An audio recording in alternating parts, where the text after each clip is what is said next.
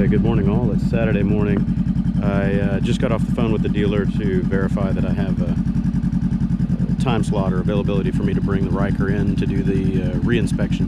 And they said, yeah, bring it on in. So I'm headed to the warehouse to pick it up and deliver it to them around 11:30 this morning, and we'll see how this turns out. There won't be any ride in or ride audio commentary for the most part, because I don't have a helmet mic for the GoPro, so it'll just, you know, I'll try to talk at stoplights or whatever, and I'll try to edit the video down a little bit so it's not just riding and boring and waiting. If I post that video at all, it'll try to get to the meat of it. So cut now, and back to the Ryker in a few minutes. Okay, back at the warehouse this morning to take this thing over to the dealer.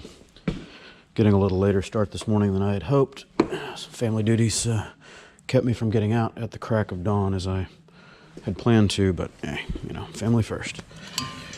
Okay, so picking up where we left off yesterday.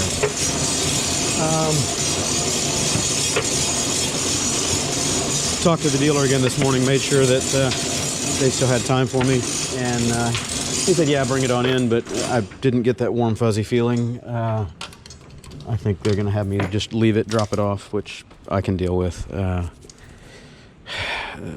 long as this gets resolved, I'm reasonably happy. All other issues notwithstanding. Oh, where do we go? Before operating, yeah. You betcha. So, yeah, 29.4 miles. I lifted the chest rig, I readjusted it. Hopefully we'll get some better view of the road in front of me instead of gauge cluster. Hello. The ride out today is going to suck. No holds barred, it's going to suck. On the way in, eastbound on I-10, I looked on the other side of the highway. They've got the whole highway closed down for construction, and it is a standstill for about 8 to 10 miles. And when I say standstill, they're not even crawling. So it's going to be access roads and stoplights and everything the whole way, which isn't a bad thing because I'm not going to ride this fast anyway because of the meandering, tail wagging, happy puppy syndrome. Hello. What did I done do? That was weird. I had to re-acknowledge the forward. It wouldn't take the start button, or maybe I wasn't pressing the brake pedal quite hard enough. That's normal for most scooters or CVT transmissions. They want you to be on the brake to make sure when it starts, an over throttle condition isn't going to make it lurch anywhere. That was just weird. I don't know if it was me stomping the pedal harder or re-acknowledging the forward click on the throttle that did it. Oh well. Again, learning curve, new machine, going to be lots of little things to learn along the way.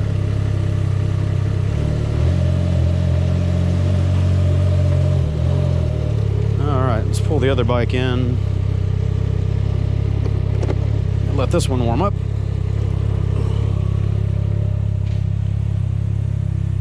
Eeny, meeny, miny, mo. Do I need anything? Yep, need the phone.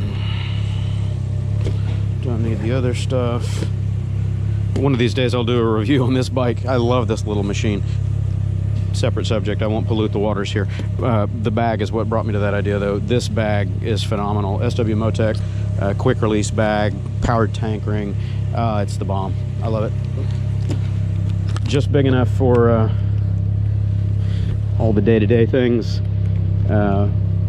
Gloves, phone, flat kits, whatever you might need. Now you can pack your lunch in there, and it does expand. Anyway, another story, another day. Let's roll this guy back. One other thing I'll note while I'm riding in today, there won't be very much audio commentary because I don't have a mic and full face helmet, modular helmet, but still probably won't be able to hear me as I'm riding. Okay, dokie.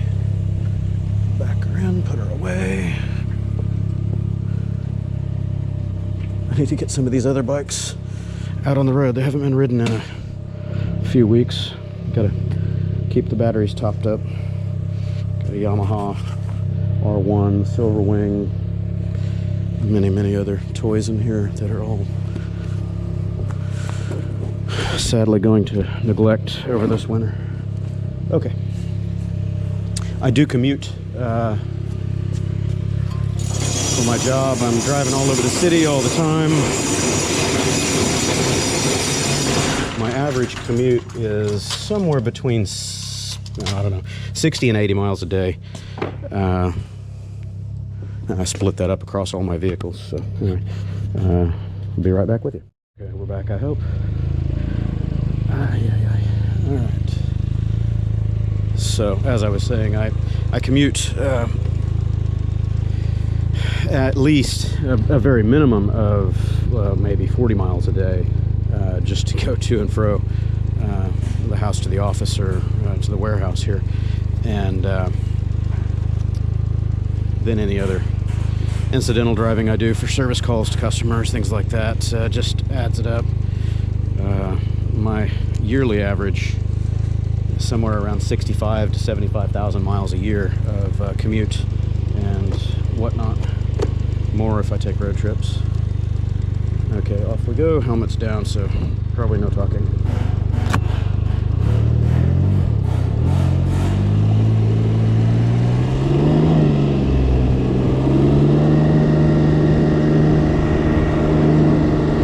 Low speed, see if you can hear me. Might be able to hear me a little bit if I talk loud. I don't know. I don't really care to hear myself talk. I'm probably not saying that much that's important anyway.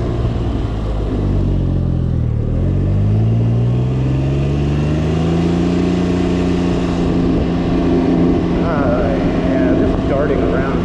Yeah. I would be so happy to resolve this alignment issue.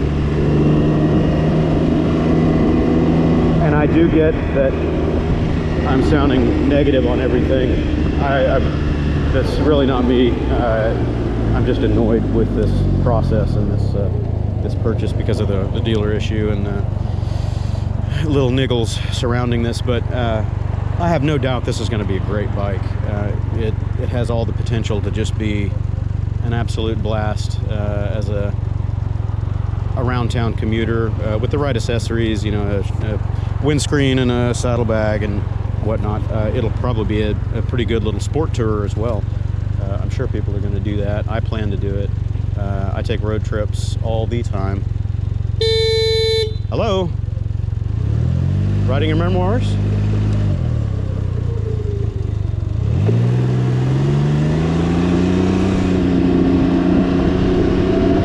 This is the road that this thing really doesn't like. There it is. It's already yanking. I'm talking with my modular helmet flipped up right now, so maybe you can hear me. Further down the road, that's not going to be the case. I'm going to flip this shield down. I was reading another Ryker owner's comments and watching his video a few minutes ago before I left the house. And he had mentioned that he had only put about 75 miles on his Ryker, and he was there were some things that unique to a three-wheel vehicle that he was going to have to get used to. I'm a new owner of a three-wheel vehicle. This is my first that I've owned, but I've ridden them before, and of course when I'm younger, or was younger, I rode and raced three-wheelers and quad racers and things like that. And this thing feels very much like a quad, with the exception of the rear end handling. Most Spyders, you know, any of the reverse trike arrangement like this are going to feel that way. This one is very much like a snowmobile for the street. I've ridden a few snowmobiles, never owned any personally. Growing up in Oklahoma, we had enough snow that some people had snowmobiles, but I didn't have one. Anyway, the biggest thing about a three-wheel vehicle in comparison to, I don't know what the hell this guy's doing,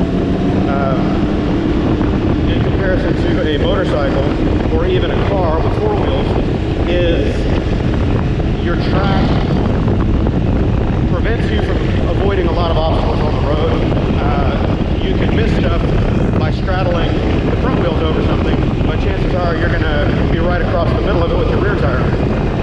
So you have to adjust your riding habits if you're an experienced rider to keep in mind that, hey, there's wherever your butt is, that's going to be hitting something. Kind of like on a motorcycle, but with a motorcycle you have the leeway of dodging it. This not so much, because I would say this thing is probably almost as wide as I don't know, a smart car, a Mini. I don't have the dimension specs on it, so don't quote me on any of that. But it's wide. It's almost a lane width. You know, you've got to be mindful of where you place this thing. On a bike, you know, you can pick lane position 1, 2, or 3, whatever suits your fancy, or the riding condition. Oh, sorry.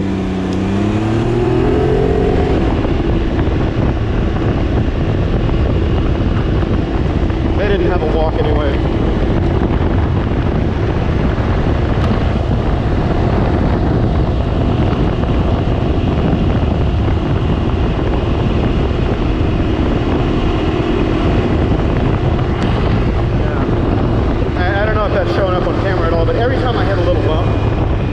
Just dances all over the road.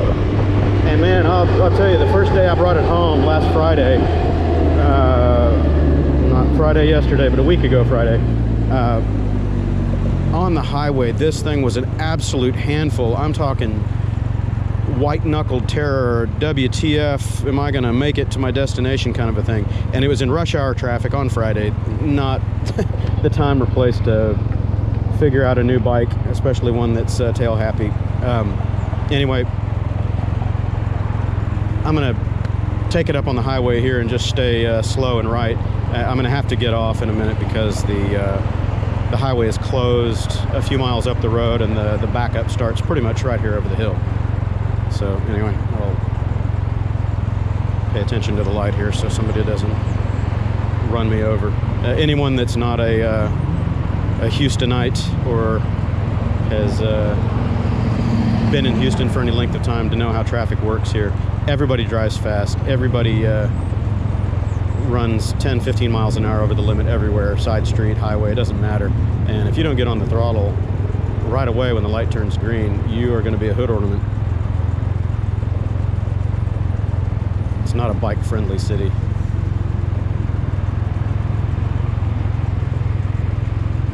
Hello, green. I'm sure I won't make any friends here jumping over to the left lane, but it is what it is.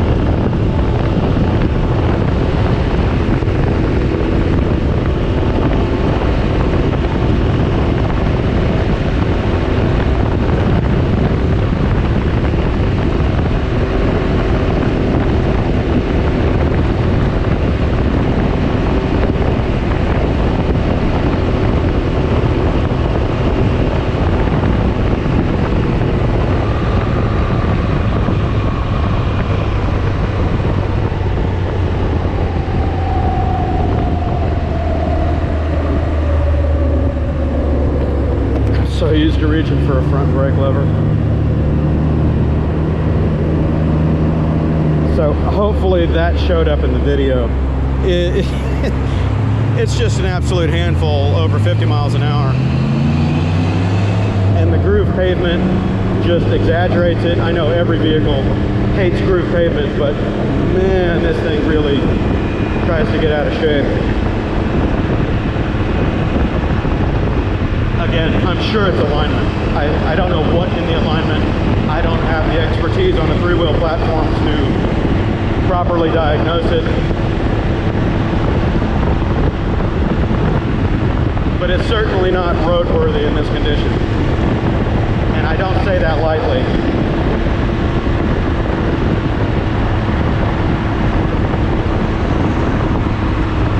Anything over about 45 miles an hour on this thing right now, and you're playing Russian roulette. See, there it is again. Jacking left and right. That's a relatively flat section of road. And that's not me on the bars. For anybody that says I'm white knuckling the bars, The only bar input I'm giving this thing is to correct it when it's not online.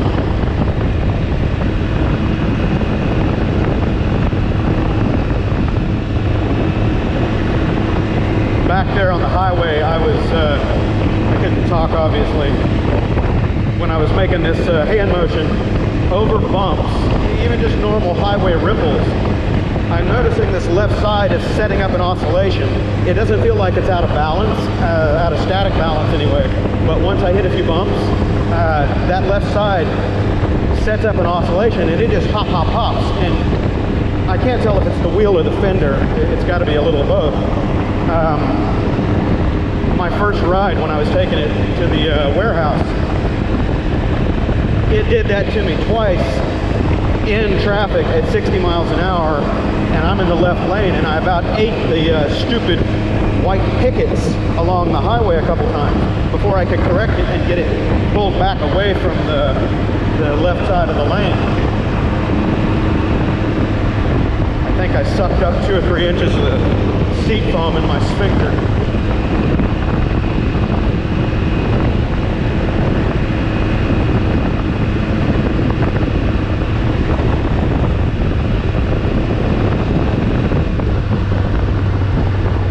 Good. Stoplight. How often in life, especially on a motorcycle, do you think stoplights? That ain't right. That just ain't right.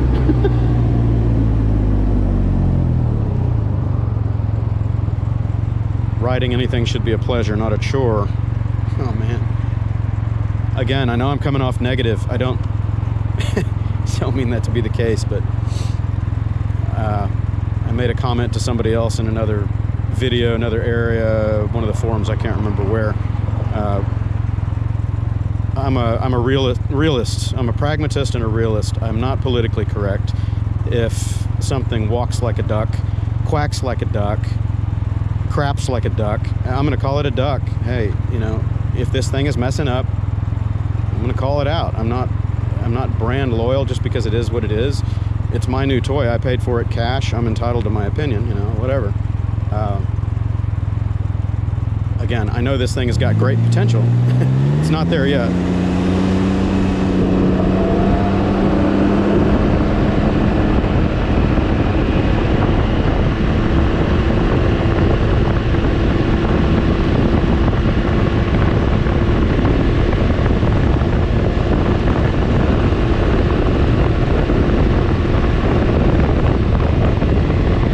Another thing, I don't know if you can hear me over the wind noise. It's not very windy today. There's a little bit of breeze, but you can tell by the flag over here, it's just a little breezy. It's actually behind me, so it's not lateral wind pushing side to side.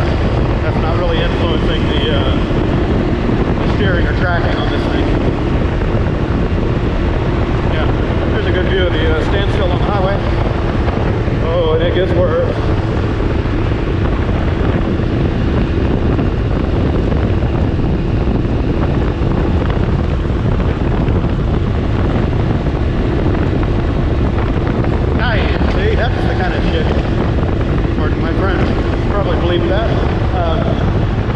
Single wheel bumps on this thing. that thing wagging under braking.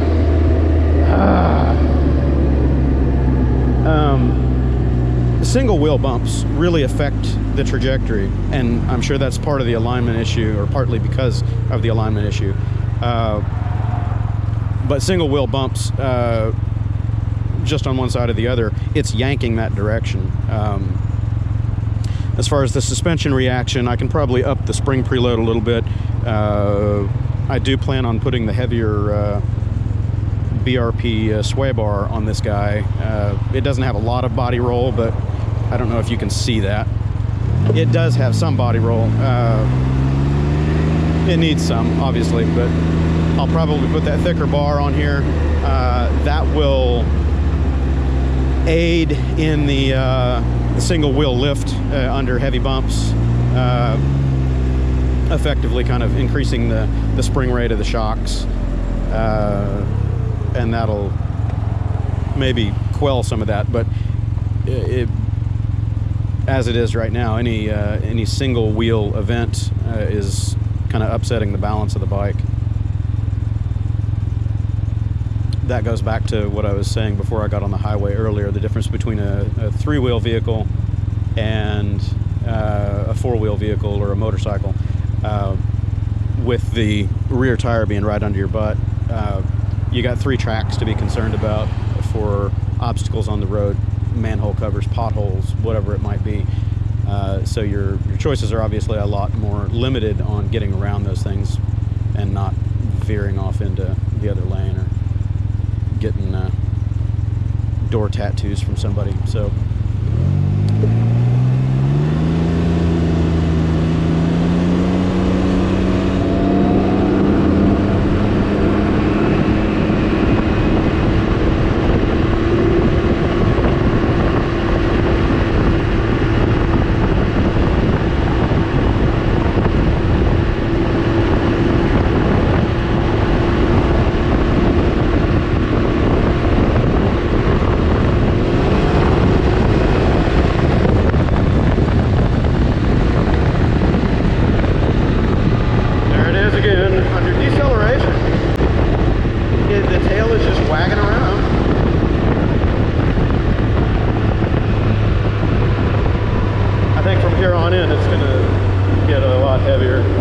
exiting the highway because of the closure.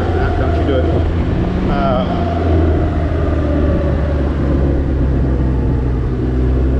It's going to be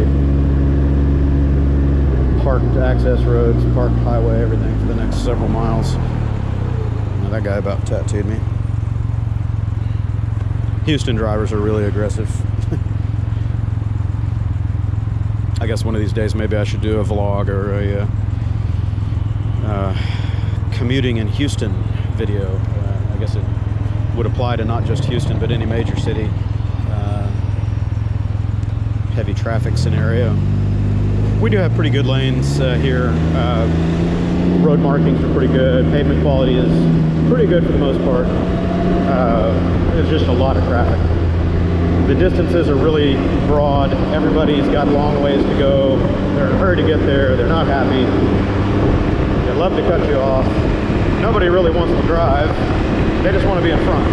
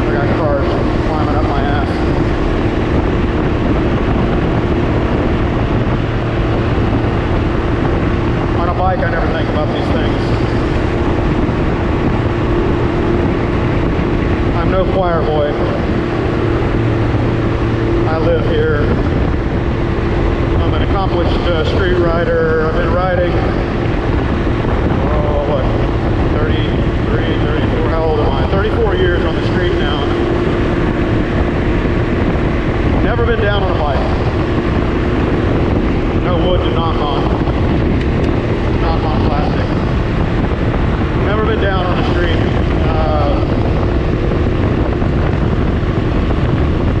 Talking to myself here, you probably can't hear squat with the wind noise.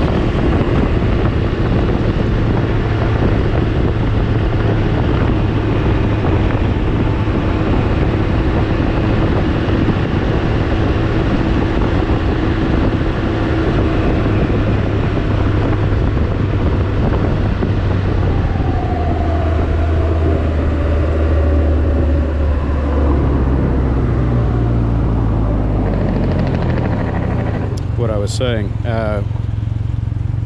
I'm no choir boy.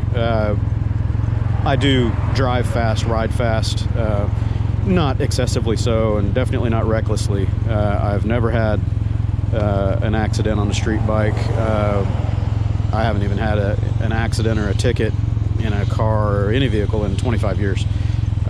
So I guess without sounding immodest or maybe coming off like a little bit of a D-bag, I do consider myself an expert rider, driver. Statistics don't lie. But yeah, here in Houston, you have to drive a little fast. I wouldn't necessarily call it aggressive. Other people are aggressive. I don't drive aggressive. I do drive decisively, or ride decisively. I'm a type A. I get where I'm going. I don't wander about. I already have a destination in mind before I sit down or get in. I'm not going to idle my way to my destination. So, in that, I'll drive fast to stay visible in traffic. You don't want to blend in, ever.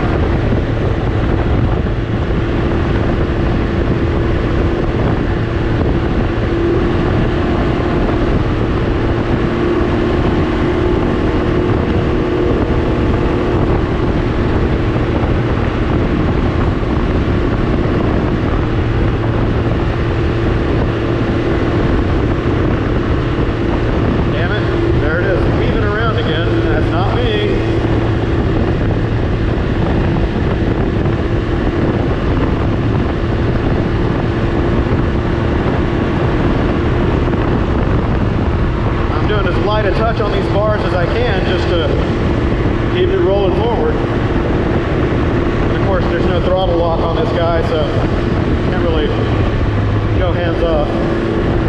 I am going to put a friction lock on there.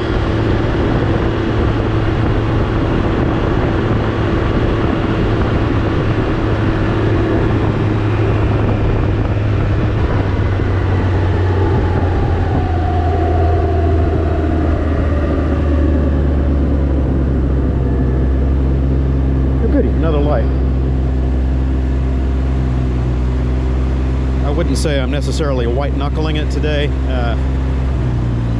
I at least have a clearer expectation of what it's doing, so I'm not caught out by surprise. First day was definitely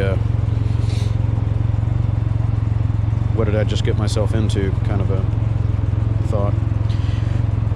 Oh, yeah. All right. Anyway.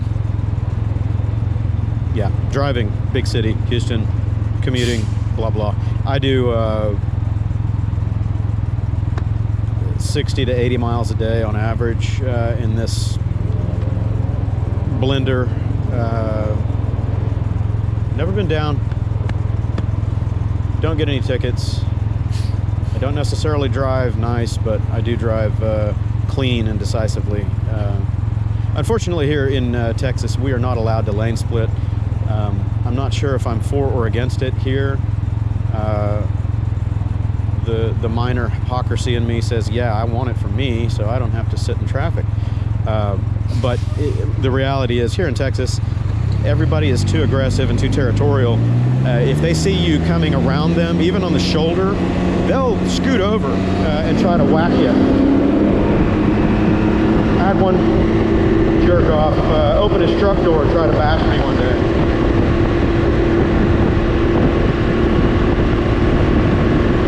He's just mad that he can't get by. Hey, you don't like it? Ride a motorcycle, you can.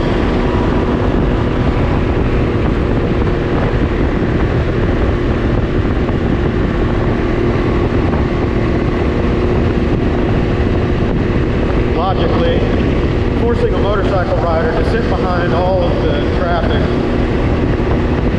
when they can get by safely and cleanly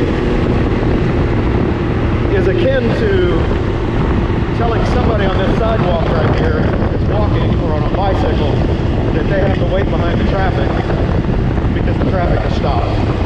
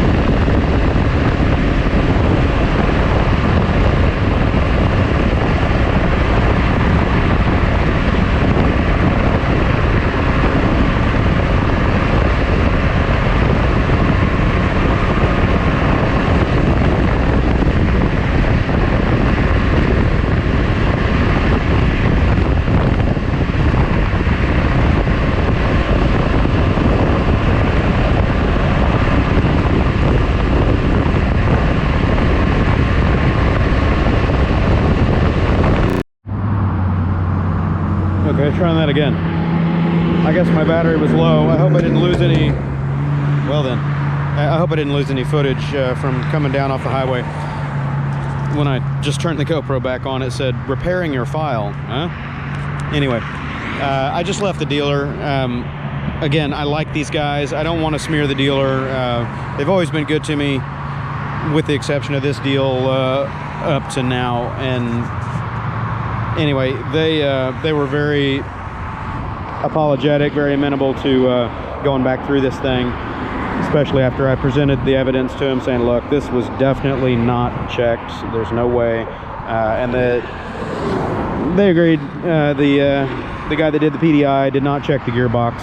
He went as far as to look at it and see if it had oil in it. Now, I don't know how he checked it to see if it had oil in it, because the procedure is to pop the bolt, take a look, put something in there, whatever. Nothing was in there when I did the same thing, and we all saw how low that was. 140 plus ml low, which is a third of the box. So I don't know how you can tell, unless you're clairvoyant or you have x-ray vision, that, oh yeah, hey, that thing's got oil in it. All right, I'll end that rant for the moment. On a more positive note, they said, yeah, no problem. We are going to go back through it. We are going to redo the PDI. They're going to put their resident Spyder Pro on it to go through it with a fine-tooth comb. They're going to ride it, flog it, do whatever they have to do to check out the alignment issue, sort that out. He had mentioned that all Spyders do what's known as crabbing, and I know what that is. It's kind of hunting and seeking, you know, like a crab walks. It kind of wanders, but then settles back into the same attitude after the little minor meander. That's not the case on mine. Mine is darting a different direction. If you don't correct it, you're eating weeds. So anyway, they're going to fix that up. They said it's probably going to be make sure I don't get run over here like I almost did a second ago. They said it's probably going to be Tuesday before they have sufficient time to go through it. So they are going to get started on it today. They just don't know if they would finish. So I'm not waiting around. It's a nice day out. So I'm taking the Reebok Express here, or TCX Express. Walking down a little ways, I'm going to pick up an Uber to take me back to my warehouse so I can pick up one of my other bikes and maybe enjoy this nice day for a little ride.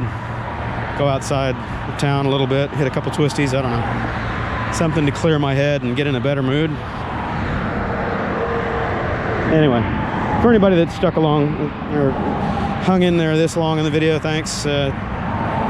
Really just trying to put it into this ordeal and get to riding it. Maybe put up some good videos about accessories, mods, how the thing is to use as a commuter, gas mileage, stats, all that. That's one other thing I haven't gone into. I'm a little anal when it comes to statistics and maintenance and whatnot.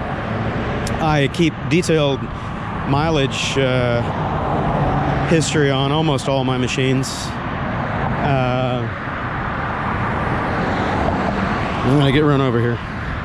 These Houston drivers don't give a shit about pedestrians or motorcycles.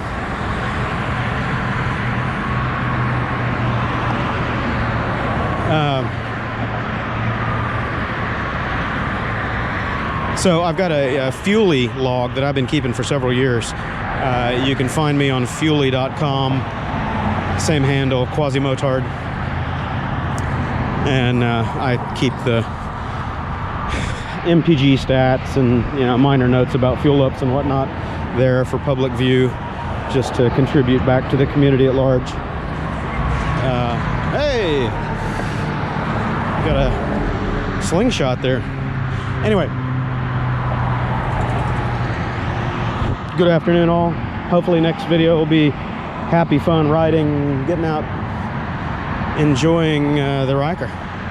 We shall see. Not quite done. If things had really gone my way, they would have come to my warehouse to pick up the Ryker on a flatbed or whatever. That way I wouldn't have had to ride it in, and I wouldn't be taking the TCX Express walking somewhere to get a ride back to my warehouse. New bike, missed PDI, issues, customer satisfaction. Okay, rant over.